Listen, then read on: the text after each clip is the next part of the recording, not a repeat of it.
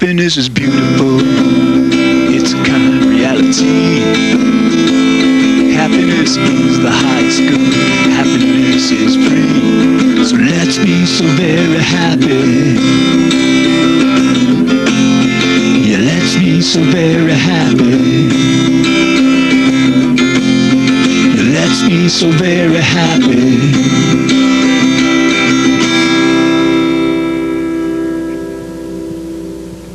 We're very pleased to have as our special guest Kate Berg, who is the founder and president of the Avenue B Social Club. Thank you very much. Kate, welcome to the show. Okay, let's begin. So, can you explain to the audience what the club is about and how you began to found it? Of course, yeah. I started the club a year and a half ago because I felt that it was difficult in the suburbs, especially to find out what's going on in the area, and people are very busy with their jobs, and I wanted to provide an opportunity in a web-based format for people to find out what's going on and have an opportunity to connect and meet other great people. And it's essentially a marriage of technology, bringing people instead of in front of the computer all the time for work and checking email. This is something you can use to quickly check in and see what's on the calendar and check out an event, hear some live music. I know you guys would appreciate that, and other type of activities that happen in Fairfield and Westchester County. Okay, because one of the strongest findings in happiness research is that happiness is generally about other people. And that's really what your club does. It brings people together now. So I guess you really have as your target the club members, people who are generally otherwise too busy with work and other activities to kind of like find time to do that, like connecting for fun. Yes, that's right. I mean, I have newcomers who are couples and singles who come to the area, and they have a desire to get connected with the community and get connected with the area. Not really sure how to accomplish that, and to your point, they really want to be able to form friendships and form bonds in the area. It's pretty essential to people's feeling of that they're at home and enjoying their lifestyle. And so they're very. I've got one young couple who moved from Austin, Texas recently, and she travels a good bit. The wife does, and the husband's really sporting. He's really interested in soccer, really athletic. So I was able to point him in the direction of a couple of soccer clubs in the Stamford area, and they've been members for about a year, and they really love it. How did you get the name Avenue B? Why that specific Avenue B Social Club? That's a great question. I used to live for a couple of years down on Avenue B and 10th Street down in Tompkins Square Park. And I had a little bit of a misperception prior to moving down to the city. I thought it was going to be the cold city because I come from small towns mostly and suburbs. And I moved down and it was the exact opposite. It was a terrific and vibrant community of people, artists and business people and people who wanted to, I quickly established a great community of friends. We formed a precursor to the actual business that I'm running now with Avenue B Club. And we started having weekly events, doing, somebody would take the lead and suggest an off-Broadway theater outing, someone else would suggest a gallery, and it became that type of thing. And the friend of mine and I sat down one day and said, hey, maybe this could be more formalized. So very, very cool. So it's a salute to Avenue B. Avenue B, where the idea spawned. Okay, do you notice kind of like when you have like new members, like their level of happiness, let's say when they first begin the club, to go to the activities, and then like, do you notice that over time that as they get more and more involved and more connected with people, they just visibly in the way they sound, they sound like they feel happier? Is that something that's very noticeable? To me it is, yes. I've seen, I think it's almost in a way training, social training, to get out of your own head. Sometimes we're so involved and rushed in the day-to-day duties and activities that we must get done. And we don't have much time, frankly, at the end of the day, both literally and figuratively, to do things for ourselves and to have our own enjoyment and pursue just plain fun things.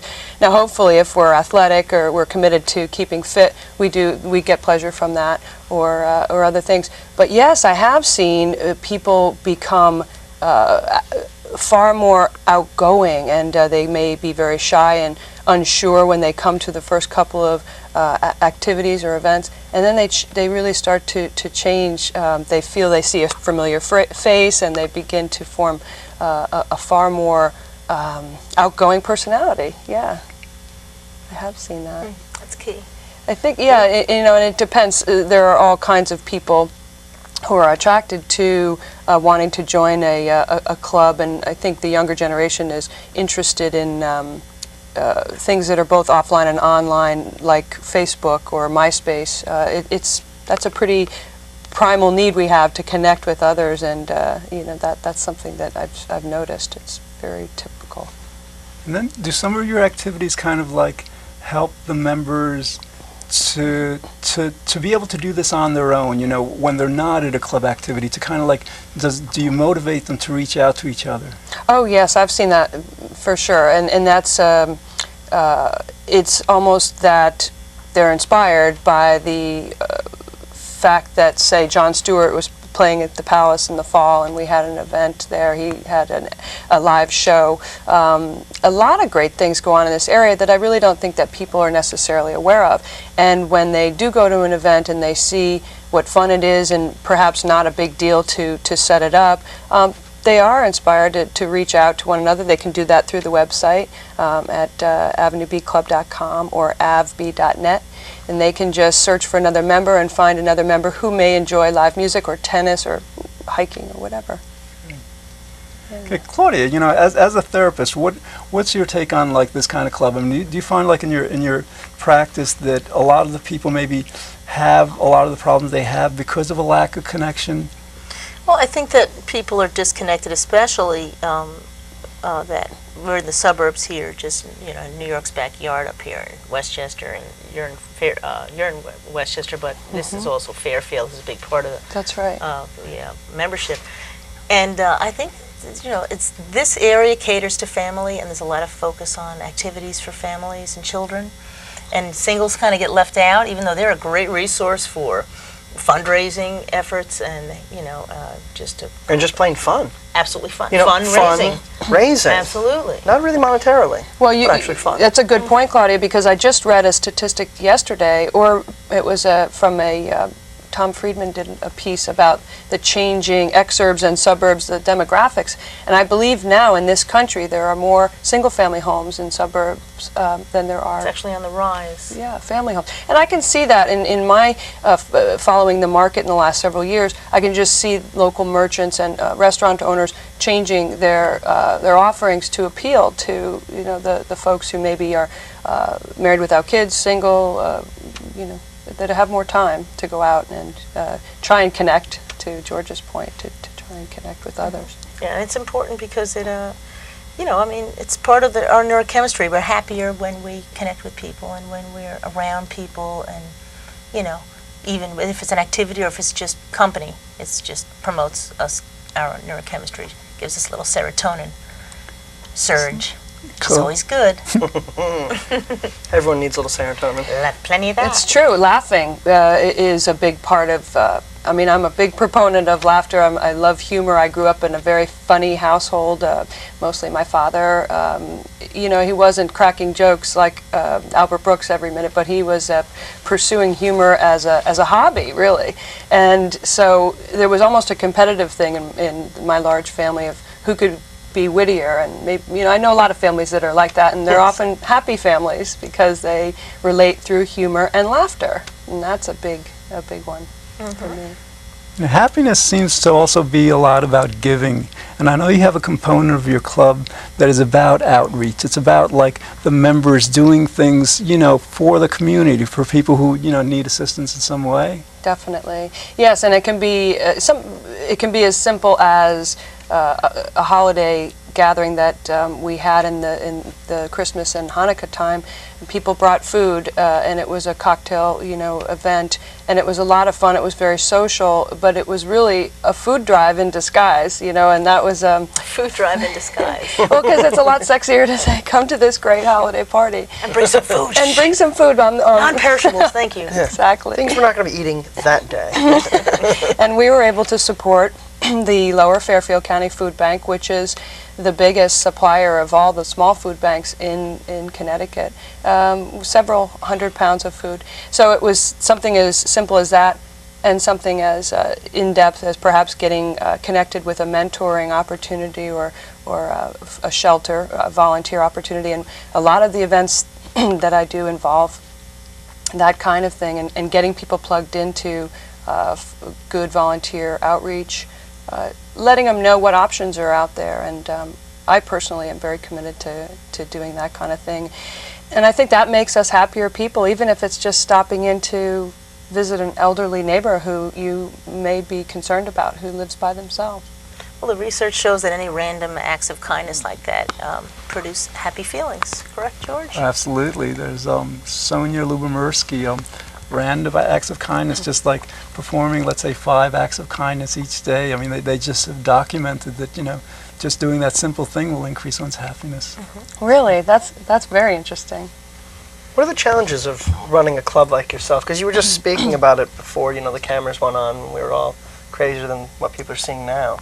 But exactly, you know, like, what do you need to expand this club to get more people involved, to really acquire all the mass newspapers of everything going on and put it to your site so people could just go to it and see it all? Well, it does take a lot of time. I mean, it takes a diligent web manager who's going to be, and I'm interviewing through Craigslist and finding some talented people, and right now we're going through the interviews, and it's taking time, but it will be paying off because they'll be able to help continue to keep that very, very up-to-date and a full listing. It would be part of my goal, Nevin, really to be the hub, because there are very few, and that's one of the challenges of 12 little towns in Fairfield County. You know, you can't read 12 local newspapers to find out what's going on, and yet, you know, the town border may be a mile away. It just, you know, people don't think of, you know, I live in Weston, I can only do things in Weston or Stamford even, you know. So I guess one of the challenges is keeping that updated. Also, interactivity. I mean, the vision for the club and the organization was that members do a lot of it on their own. And to your question before, George, to really go in and post their own event. There's capability with the website to do that, to go in and say, hey, I want to host a hike or, you know, Scrabble. And I have had members do some great events on their own, but I want more of that in the future. I hope to encourage more of that. Game night, there was poker last winter, and you know, we had a lot of people, you know, and what happens is that I need to promote for them a lot more so that more people will come to their events, help them, and yeah, so it's create a network of happiness. That's it, exactly. Right. Oh, I like this. I may have to join. You're a member. How do you feel? It's great. You enjoying it? I love it. Are you happy? Are you happy as him? No, he needs some more anatomically correct features, but he's pretty happy. It's okay. I like him. He's as a long happy as he's guy. smiling. George, how about you? Do you have any social club activities? I mean, are you a part of any of these? Like, I mean, do you have any, like, as a member? Have you ever George is not a participated in member. these kind of things? Well, no, not sounds this like club Zen specifically. meditation might I'm saying be, social clubs in general. I traditionally, like throughout my life, I've attended different like religious organizations, and in a way that's kind of like a social club. You get together Yeah, every sure it Saturday is. or Sunday. Absolutely. But and actually that's, you know, according to the research, when people join, let's say religions, you know, churches or synagogues, you get the same boost joining, you know, going to church regularly as you do going to a country club. So it's really about people. It's about, you know, getting in touch with people. Yeah. Interacting with people. I think that's very true, and you know, initially there was some confusion when I launched the club. The market wasn't as comfortable with the social networking aspect, and people said, "Oh, it's a dating thing, right?" I said, "No, it's really not. It's not a dating thing. Right. But what it is getting you out there to socialize, in whichever way that it works for you. Whether it is finding a great church to go to or something like that." Yes, well, through connecting with other people, you That's find out right. what they're into. That's right. And then suddenly, what I have found feedback from members is, what's most important to me is getting connected with others. Yes, maybe I would like to meet somebody, but that's not as, you know, that's out there as well. But what I really want to do is get out and do great things and have fun with people. I mean, just incredible people that are out there just waiting for you. Yeah, yeah. And there are some incredible people in this area. We're chock full of brilliant and talented and successful and hopefully nice people. Oh, well, thank you for talking about me in such a nice manner. I appreciate that.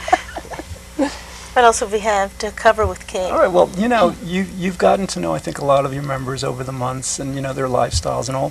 So what would you suggest to people in general from your knowledge of your members of, you know, what they can do just on their own to feel happier? What kinds of things have you found prevent their happiness or limit it? And, you know, what kinds of advice might you give them to just, you know, focus more on having fun?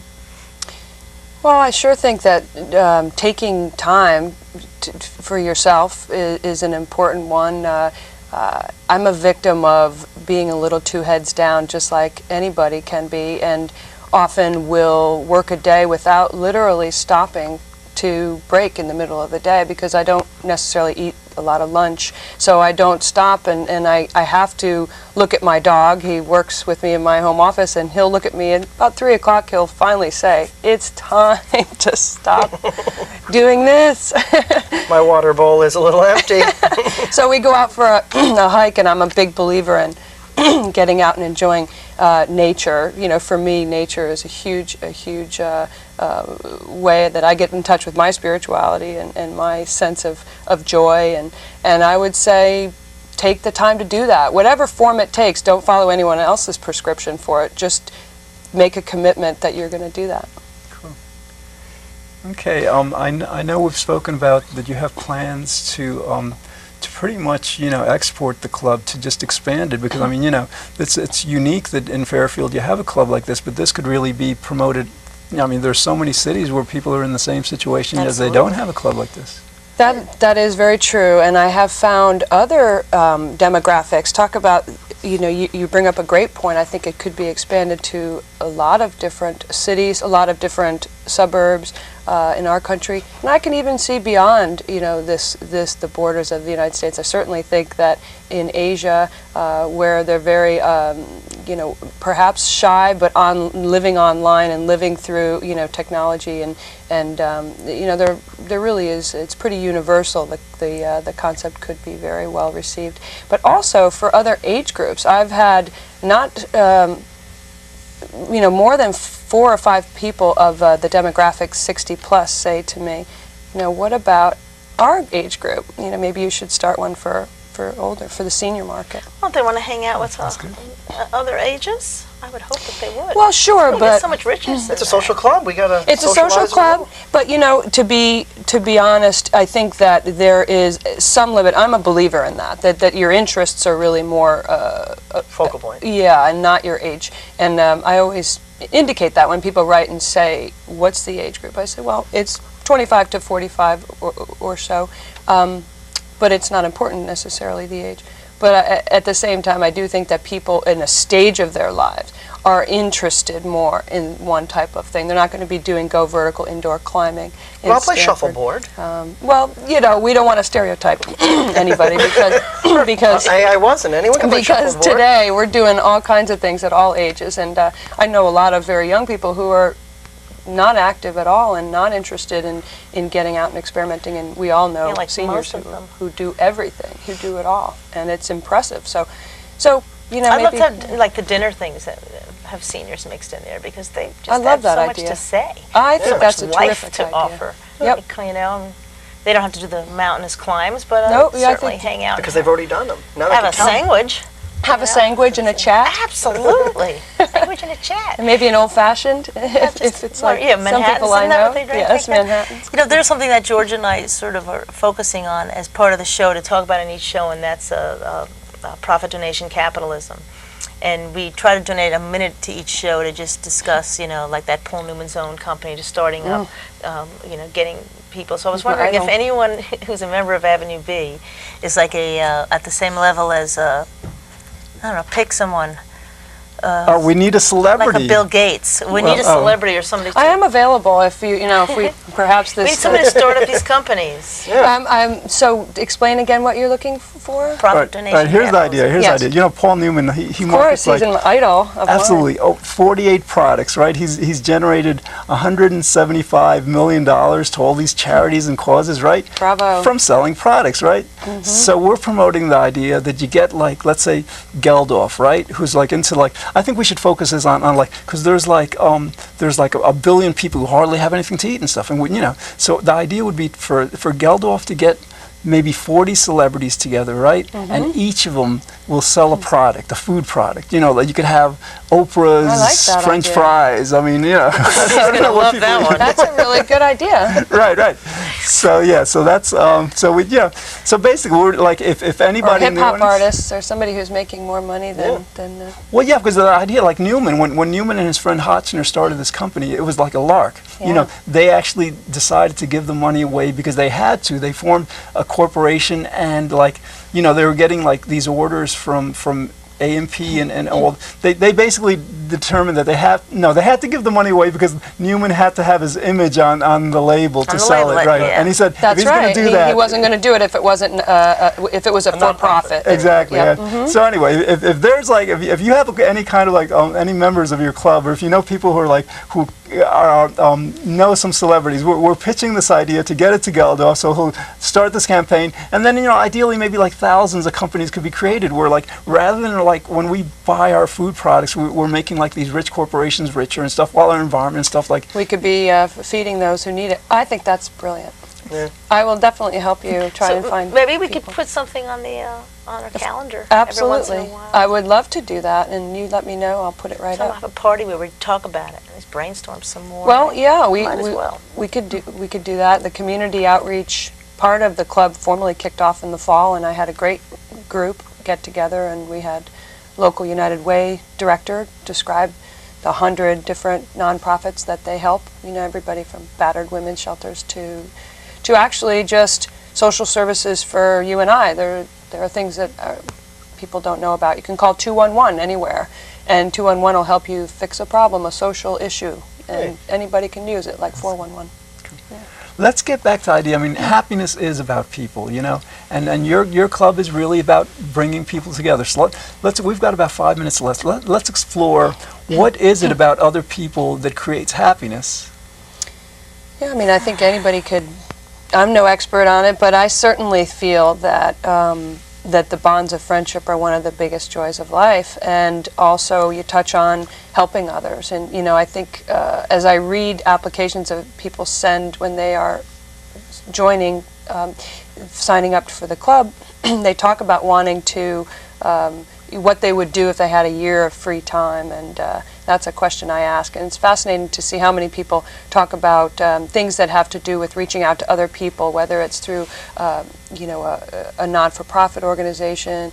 That really speaks to most people's souls, to really to help others, or just spend more time with friends and family is a popular answer I see. So I think that you know, that we are time stressed, and so reaching out to others is a high priority because we probably don't get enough of time to do it. We probably are a little bit short on that kind of time. With people, like, you know, we're getting on the topic of like giving, right? And I think that might be one of the keys with people. Like, when we're with other people, that is an opportunity to give, because like we all, you know, we generally like give ourselves, you know, on a continual basis what we need to be happy, but we can also be given that by other people. And I think so that might be one of the key reasons why other people are so important to our happiness. Yep. It gives us an opportunity to give. To give, yes, I think that's absolutely right, and I think that can you know, be easily seen in a community that's perhaps you know, like Thailand during the and other areas in Asia after the tsunami. You know, it was really remarkable. These folks were in their worst possible moment in this disaster, had this sense of this community of others, and it buoyed them up. It pulled them out of their private despair because they were surrounded with Other people. with their family and their friends. In some cases, you know, I don't understand how they remained buoyed, because many of them lost everybody, but they found the one person in their village that survived, and they connected. It seems like it's a very primitive need for us to. Absolutely. Survival. Yeah. The need to survive and be It's happy. interesting. Okay. Now we've got a couple minutes left. Let's get back to your plans for exporting the club, because I think that's so important. I mean, you have a website. Is that one of the key features you're going to be using to bring the club to other communities? Absolutely. You know, I would like to be able to. The site was built to be replicated in other markets with local content put in, and Avenue B Club is one URL, and the other one is avb.net, aveb.net, and the public site is there. Anybody can check it out. If you want to try it out, you can just try it for 30 days. It doesn't cost anything, so you can give it a try. That's great. Yeah. Okay. So it would be leveraged throughout any market. Okay, and have you actually been negotiating with communities to begin clubs like, you know, that they definitely, you want to start one yet? Or? Well, right now I'm trying to make sure that as Claudia and I were talking about, that I build the business so that I can serve the members that I have here in Fairfield County and in Westchester County to the level that I think that the club should be at. And then I would search for people in other markets who might be interested in running this type of thing, and then I would probably work it out from there. That's great, because I mean, it's such a perfect model. I mean, it is something that could be as you were saying before, not just in this country but throughout the world. Absolutely, and there are also, you know, part of the network is the local restaurants, the local not-for-profit cultural institutions that are a big part of the network and part of the community. You know, let's bring the community together. Kay, thank you, Kay. Thank you so much for explaining your club to our audience and how your club helps us all become happier. Well, you're welcome. Fascinating. Thank you so much for having me on. My pleasure. Okay, well, that's all we have time for today. Thanks for watching. In the future, we'll explore other topics designed to help us better enjoy life. This is George Ortega saying, be good, think well, feel very happy, and I hope you'll join us again next time here on The Happiness Show. Happiness is powerful. It's our underlying need. Happiness is why we live each day. Happiness is destiny. So let's be so very happy. Yeah, let's be so very happy. Yeah, let's be so very happy.